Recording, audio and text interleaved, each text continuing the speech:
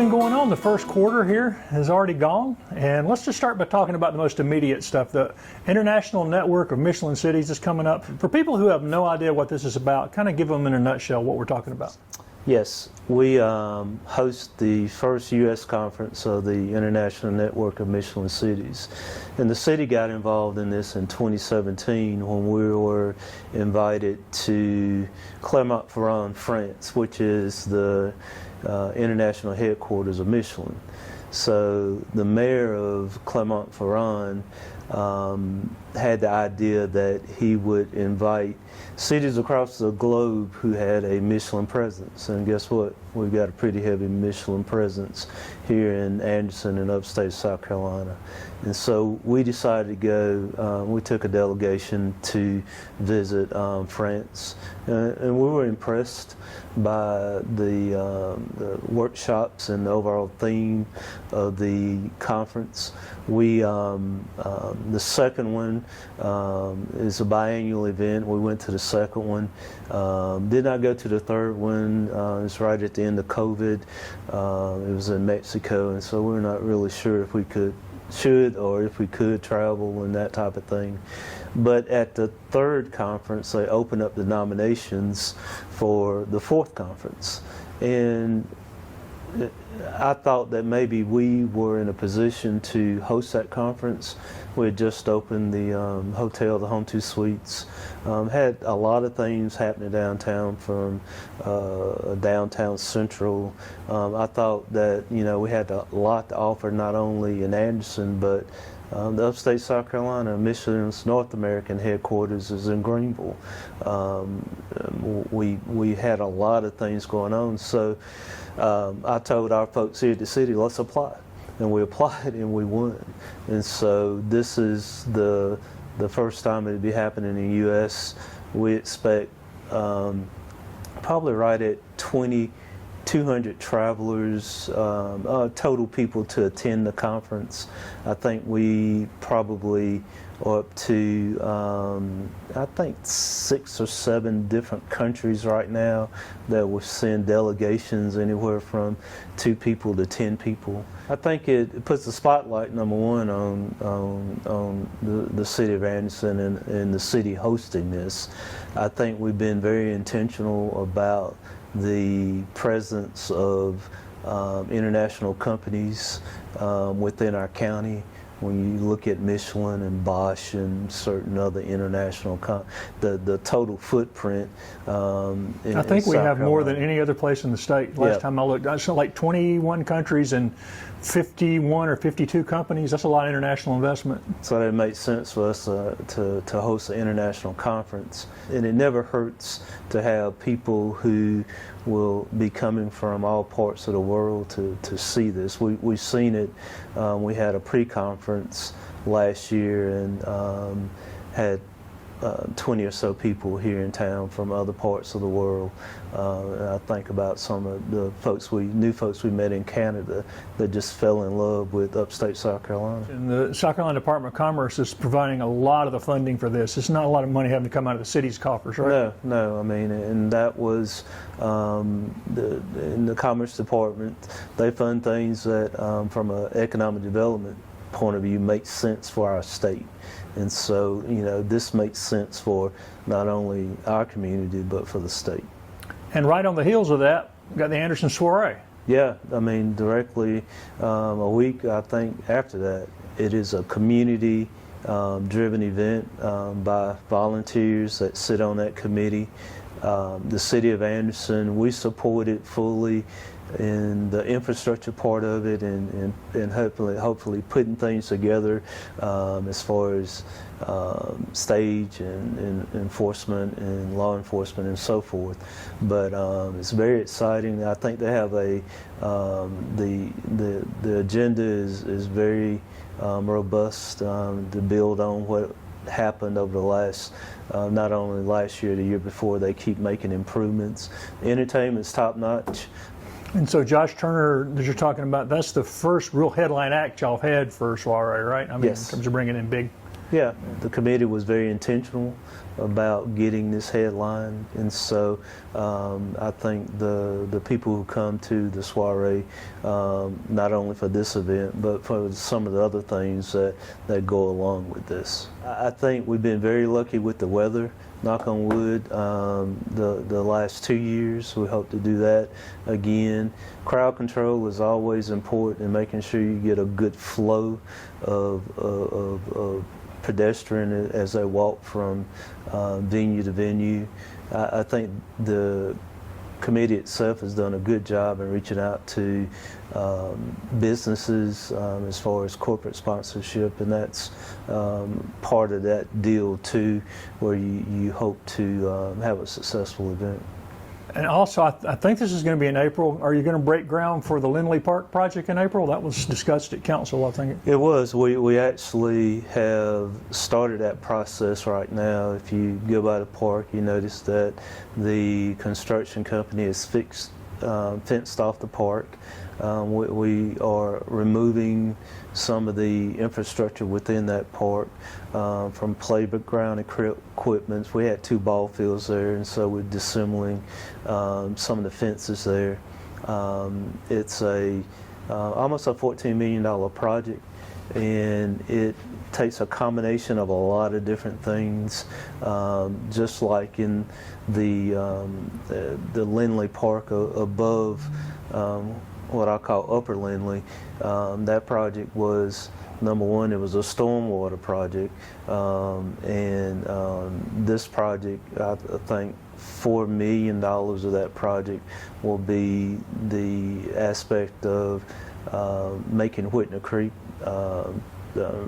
removing the concrete culverts in that creek to make it a more of what it was intended to be, what people maybe remember that creek to be. I think that's pretty cool. We spent a lot of time and effort asking kids what they wanted in playground equipment, and so I think that's going to be a really nice feature. We even listened to the residents. I think one of the things that we heard was access to the park. That west area will have 2 pedestrian bridges that will allow them to get direct access to from the residents who live west of the park. They'll be able to come across. So a lot of good things. New restrooms, new pavilion, just going to be a really nice addition to our parks. We're removing the traffic light at Glenwood and North Avenue, and so that will become a roundabout, and so it should improve the traffic flow and also provide safety for people who are walking through the park. One of the other ideas, now it hadn't been approved yet, council is going to revisit later, but was an idea to upgrade Caters Lake. Is there any more talk about that going on? Or? Yeah, I mean, we are concurrently looking at plans to update Caters Lake. And we've done some preliminary things. We don't have any renderings right now internally. It needs a facelift. It seems like everything comes back down to water and sewer. But in this particular part, there's been some erosion over the years in regards to just the water as it flows, and so we've got to correct that problem. And the lake will be, it's, if memory serves me right, I think I'm right on this, it's 100 years old, and we need to, and it's a centerpiece as you come into our town from that gateway of Greenville Street, Highway 81. And so we'll make a decision later on this fall whether or not we, in my mind, whether or not we do it in stages or whether or not we just go ahead and do it. So that depends on a lot of different factors. And one of the things that make all these possible is hospitality tax, correct? Yes, the hospitality tax makes that possible. Lindley Park, we're using some of the American Rescue Plan dollars that we had available for the city. And anytime you have the hospitality dollars, pretty much a strong general fund that allows you to do these recreational activities is always a good thing. And you mentioned the ball fields. One of the reasons you're able to do that without causing problems is there's new ball fields at the rec center. There's two. How many are you down there? I get confused. There are a total of one that we use strictly for softball, and then we have 2 t-ball fields too. And so that would be a total of 4, 5, 6, 7, 8 fields that we use with parking available. And the reason that we're able to use to get rid of the ball fields at Lindley Park is that we had created 2 more ball fields at the rec center complex. So now we have all the fields there at that one footprint at the rec center. And it's baseball season now. I'm not sure what else. Is it continuing to grow? The kids programs and all continuing to grow? Yeah, for sure. I mean, it's baseball season. Softball, obviously, is going on right now. The rec center, membership is up year over year. From a programming point of view, from just the exercise classes to weights to, so it's a facility that's really being used. Wish we had to build it bigger, but I would think at some point in time we will to expand that rec center. I think one of the things that we've always tried to work through would be the recreation master plan, and we ticked out a lot of things on that recreation master plan and have gotten to the end of somewhat that recreation master plan. So we've got to think about what we are trying to do this council for the next 10 years in regards to recreation. We continuously kind of look at our bigger bike and pedestrian trail. It's a big plan, and if you look on our website you'll see it. I think probably there's some with the Rocky River Nature Park and tying that into certain areas. I think the East-West Parkway bike and pedestrian plan, those extensions to AnMed Health Center and to the Civic Center are big things, and that's just because of ACATS, our transportation committee, those funds coming from federal gas tax. But I think it's, if I have a plug here, it's a very, the paths that were connected, the 3 miles that were connected on either side of it from Main Street to Greenville Street are nice. I particularly like the wooded area as you connect behind the health campus. If you hadn't done that, you deserve to walk it or ride your bike. And it's being used more than I would have used. I thought it would be used, but you never see that trail without people on it. Yeah, I mean, you don't. I mean, and I see more and more people connecting from the Civic Center too. That's probably, of the new connection, that bridge is probably the biggest bridge that was, I think we actually did 3 bridges to connect those trails, but that's a bridge that connects very nicely to the work that our county partners are doing with the Civic Center. And that stretch you were talking about, this wooded and comes out there, the city has approved new housing on that corner as well, right, on Harriet Circle? We have, yes. So let's just talk about housing in general. Yep. And I didn't look this up But I do think it may have been the 1970s since we've seen this kind of building in Anderson. I don't know that we've seen this kind of. Oh, for sure, yeah. I wonder how many. Do you have any idea how many houses are in the annexation part? Probably 29 homes. Sometimes people think that when you have a footprint of 5,000 to 6,000 homes, are all going to be built at the same time, and they'll be built in stages. But probably from planned development, things that where developers have told us that they're doing probably about 5,000 homes, and they vary. I mean, I think probably the homes that are seeing more construction right now is at the Midway Crestview area, but they've broken ground on the Belton Highway for development too, and so there are 2 developments out there that are hopefully in the planning stages.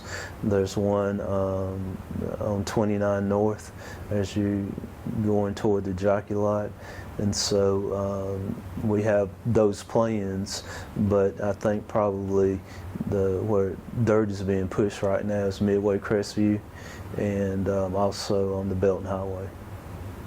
And the two roundabouts right there close to each other are supposed to help with traffic flow by the end of next year. I think it's their plan. I think so. I think probably the DOT has pushed that timeline up a little bit. There's a traffic circle that will tie in a little bit above the middle school, and also at Midway and Crestview. I know there's tremendous pressure there doing school hours between, going to school, after school, and I think not doing anything is not good. We've got to do something, but I think the timing of those intersections will help the traffic flow during school hours. As we come out of developers are looking very closely at the Fed's, the Federal Reserve's interest rate. I think a lot of development was paused during that point in time because of interest rates, but we still have the Thunderbird is I think ready to open. I think they've advertised that they're looking, and I think that's 1 and 2 bedroom apartments that will have a little niche there in downtown. We still have on the books the Chemtech property that is they permitted. They say they have their financing. They just need to start moving dirt. I think that would be important. The city still has some interest in some workforce development housing at the Murray Franklin site that I think would be needed for our community, because that workforce development is based on your adjusted gross median income of a family, and so it's a market rate, but depending on what your adjusted gross income is, those rents fluctuate because of that. So I think that could be a big boost for housing. I've always talked about how we're trying to expand the footprint of downtown, and not only east-west but north-south. I think the Anderson University moving their School of Engineering and the old SunTrust building would be a big boost to our downtown. Anytime you get students and faculty consistently walking in any place, that's going to drive more foot traffic and give more opportunities for the private sector to provide services to people who live there and work there. So a lot of good things going. I would think that there's more to come. And you've mentioned this to me before, that it needs to be revisited. I think you said every 6 months. If those things start happening, more parking is going to be needed again, right? Yeah, parking is always a moving target. You can feel it now. I think probably we do have some pressures on the north side of town with the new park and the retail in regards to that. Probably the best kept secret. We do have parking behind the furniture store and Glen Plumbing. There's 30, 40 parking spaces behind that building. Behind Sonny's liquor store. It used to be Sonny's, but there's a space there. So I know there's a bakery. A new bakery coming there, that's coming there. You know, Glazed bakery, I think. And so that's a good spot. There's the retail part of it, the new fitness store that sells fitness shoes. It's open up. That's the second location that they have, and they just partner with Scout Donuts to have a donut shop in the front part of that building. So it sells more running shoes if you sell. Well, you have a donut and come back there and eat. You know, so that sounds like my type of deal there. What about the bottom floor of the hotel? Is anybody looking into that? Because it's been empty still. It has been empty. I think probably again there's still, I think, from my point of view, a pushback a little bit on retail. You see it in larger cities where there's some restaurants that are going out of business, but there's some expansion. I think probably that space is class. It could be a great. Somebody asked me the other day, what does downtown Anderson need? And in my mind, I think we need would be stepping on anybody's toes downtown if we had an Italian restaurant. You know, that would be a good fit for that space. So I keep talking to the owners about, finding us somebody from that space, but I think it'll happen sooner than later.